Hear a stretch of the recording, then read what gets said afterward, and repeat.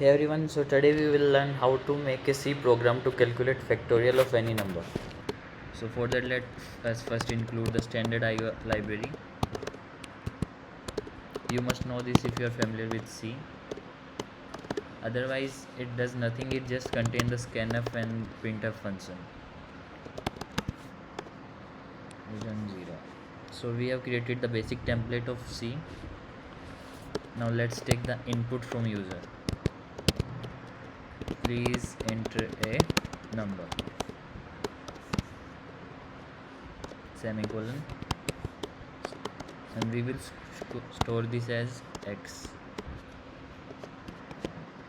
For that we will have to make an integer x first.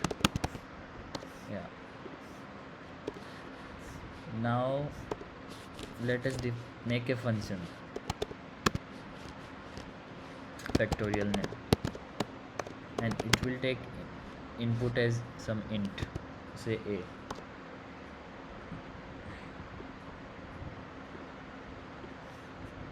Now let us return answer to the user. Factorial of %d is %d. So the first %d is x and the other is factorial x. So our most of work is done. Now we have to define the function factorial. What will it do? So let's do this. Factorial int a. Now we will use recursion to calculate the factorial. So for that we will use if else. If a is equal to 1, then we will return 1. Otherwise we will use recursion.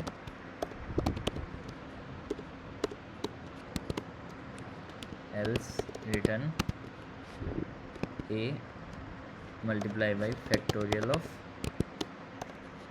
a minus 1. So our program is finished. So now let's check it.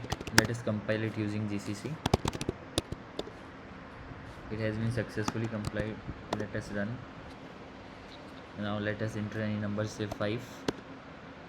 So it is returning the correct answer of factorial 5.